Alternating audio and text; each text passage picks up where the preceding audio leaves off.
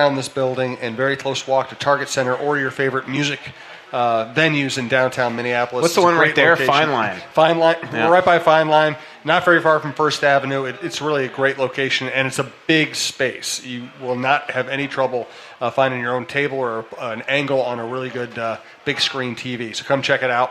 And a reminder, if you wear clothes, if you're that kind of a person, check out Twill. I wear their stuff, and it's the kind of stuff that's going to look good and stay good for a long time. It's high-quality stuff. From Zeke Boyett, Elliot Friedman wrote in his 31 Thoughts column that there were rumblings that Leopold was going to go overseas to Russia to meet Kaprizov. Did you see anything similar, hear anything similar to that? Yeah, that is true. I think that Craig was being overly ambitious, that his hip was going to be better, and he did plan on going with Fenton to Russia around now to meet Kaprizov, and his hip is just not, if you haven't read in The Athletic, I wrote a big thing on his hip issue. He was basically without a hip all this summer. Then when they were putting the prosthesis back in, they found that his bacteria that was in his left hip has moved to his right, so he's going to have to go through all this again next summer. So anyway, he's gotten the hip back in, but it's just not kind of getting better, and I think that they just don't want to put him on a plane to Russia right now. But the goal is for Fenton to probably, at some point here in the next month, go over with Dan Milstein and start a relationship with Kaprizov. But that is, if that's what I didn't read Elliot's 31 Thoughts this week, but Elliot's really wrong, and that is absolutely true.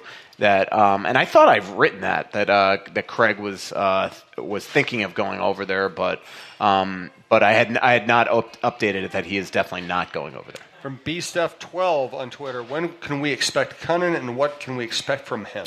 All I could tell you is that Fenton says that they would want to leave him down there for a while. Now, could that change at some point? Could maybe he flip for Eriksson Ek for a little while, kind of the way that Greenway going up and down? We'll see. The Wild do have a couple games here in St. Louis in the next couple of. I can't remember if Cunnin played if any of his NHL. I think he did. I can't remember if Cunnin played in St. Louis yet, but he's from St. Louis, and maybe that'd be kind of a cool gift to have him play in front of his family here in one of these bookended games on this upcoming road trip. I don't know. I think they're going to want an extra body at some point here for this road trip. Right now, unless Hendricks is imminent to come back, they don't have an extra guy now that they sent Reed down, so maybe tomorrow they'll at least call somebody up. But what can we expect? I think a shooter, a high-energy guy. He's playing well down there. He's somebody that I would put on the bumper on the power play in a heartbeat over Coyle. Did I say in like an instant? So like now? Yeah. Right now? Yep. How Maybe about I can now? just call him up for that. So. Yeah. Tell you what, I'm going to take a Twitter question from Alec, and then you can tell people about your European trip. Oh, yeah. Another European vacation. I need to sneeze, so I'm going to try to get away from the mic here for a second. Ugh. From Alec. How about you just leave the table, too? Yeah, I will do that. I might not come back. With the division wide open, should the Wild expect to make a run at it, or should they expect something less, or should fans expect something less? No, don't sneeze. I'm just purposely making this the shortest answer of my career. Well, okay. Just to put you in a tell you what, spot. If you haven't told people about your European trip by the time I'm back, I'm cutting you off. So. All right, to answer the question, they should go for the division. If you ask Bruce Boudreau right now, he would say, absolutely, we're going for the division. Maybe have some Purell, some Lysol. So I can spray you with Lysol. My God. What are you going to do with that microphone there? Jesus. My microphone. So anyway, does anybody have some medicine? About to go on a 9-day trip. But you're a hypochondriac, so you're going to feel sick no matter what happens. I feel ill. Jeez. Anyway, but yeah, they should go for the division. But I just don't think at the end of the day they're going to have what it takes to beat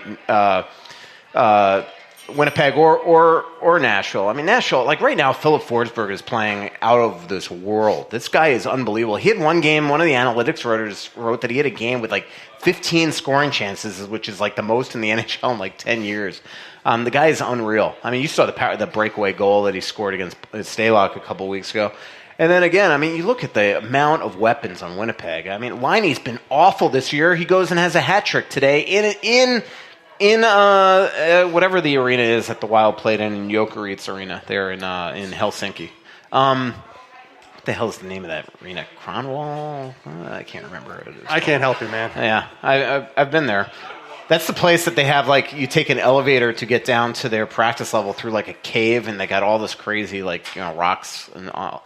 If you go on my Facebook.com/Michael Russo Hockey, you can see all those pictures of that practice. One thing I remember about that is Brent Burns wasn't on the ice for some reason. I don't know if he had a groin injury or what, and he was just sitting in the stands with Chuck Fletcher. That was one of the pictures. Where did I go with this? We have no idea. Yeah, and then, Scheifele, Wheeler, Big Buff, Connor's playing unbelievable. It's just, I think it's going to be hard for them to beat that team. So that's just me. Bert Carter tweeted early tonight that he got here early to enjoy a cold beverage and a pizza at Delano's. We appreciate it. Darren Walker, now that the goaltenders no longer look like the Michelin Man, goal scoring is up. NHL games seem more exciting than they have been in years. Goalies are whining about injuries from smaller equipment, but it seems like groins, ligaments, etc., from actually having to move to stop pucks. Don't agree with that. The change that was made to this chest guard, which was the only change that was made, is so minute, it's insane. Actually, you know what?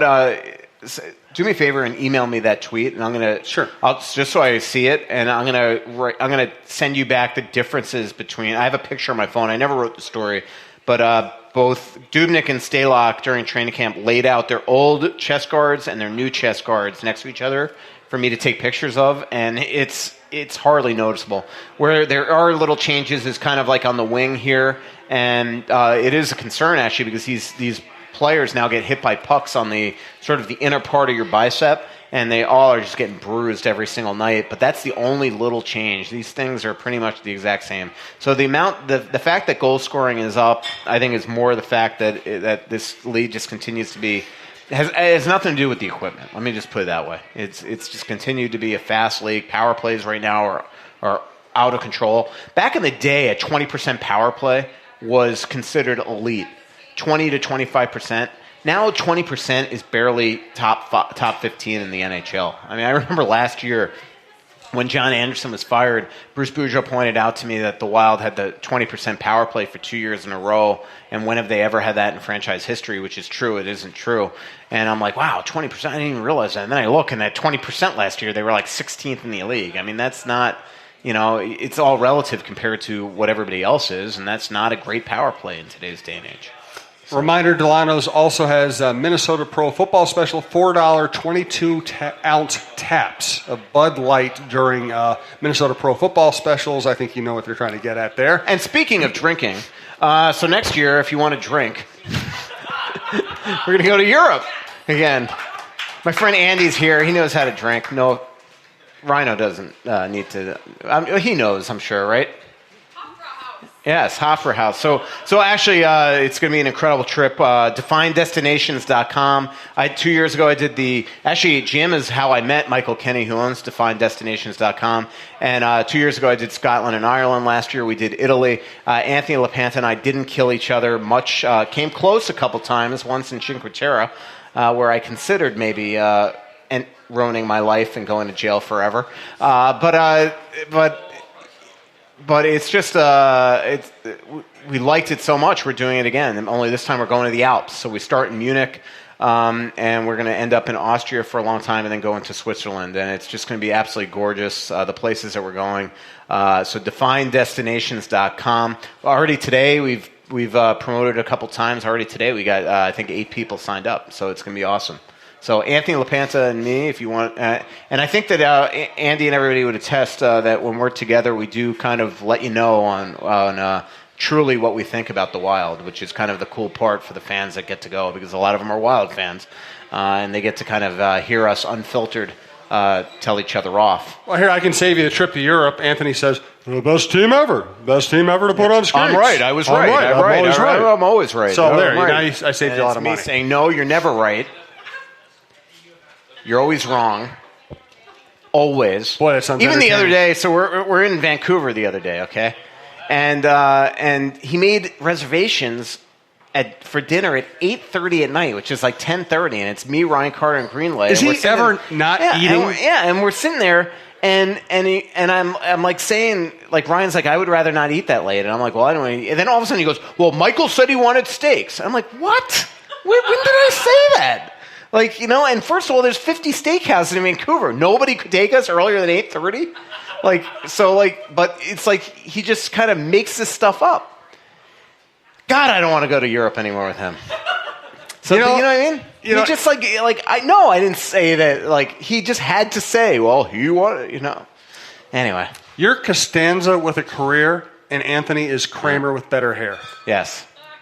By the way, if Margot knew how much that dinner cost us, she would get pissed. And I know she's listening right now. I'm going to text her. Yeah. By the way, lapanta.com is Margot's new website. Yeah, I saw that. Yeah, I saw that on Facebook. It's absolutely... she is an incredible photographer. She is. If you are listening, lapanta.com. Yeah. From Russo's Slacks.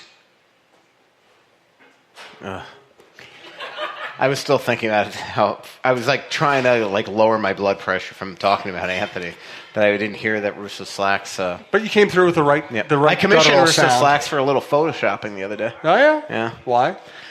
It's more of an inside joke with a group message, but okay. Like Greenlay, he obviously was a professional goalie. He was technically on the 89-90 Oilers. Why did you make the air quotes when you said professional? He won and goalie. But he was on that 89-90 team for a couple games, so I'm passing the locker room in front of the Oilers locker room, and they had. I'll show everybody the picture here that Russo Slacks made afterwards. But I took a picture of the 89-90 team picture, and then I sent it. He made a little picture. I'm like, do me a favor, Photoshop Greenlay in this picture. And so he put him perfectly. He took the picture that I took of Greenlay exhausted after he practiced with the Wild once last season because Doobie had the day off. Photoshopped the most fake blue Oilers jersey on with the big photoshopped Oilers and put him right in front of the Stanley Cup, and then I sent it out to the group message that said I doubted that he was really on this team, but alas, he really was. There's the team picture, and there's Greener just right exhausted in front of the picture. And that's how Michael Russo and Russo Slacks became best buddies. Yeah, exactly. It's awesome. I tolerate him when I need him. Michael, we all know that's how you feel about all of us. From Bill on Twitter, have there been comments about Carson Soucy? Surprised to see him as a healthy scratch in Iowa for the past few games. He didn't have a good camp, and I just think that he's not playing well. They've added guys like Barkowski and people like that. I will, I talked to Tom Curvers today about Colton Beck. I haven't asked specifically about Soucy, but I will. Tom just hasn't been on the road, and we've been on the road forever, but Tom's been with Iowa. So if Tom shows up on this road trip, I'll ask him.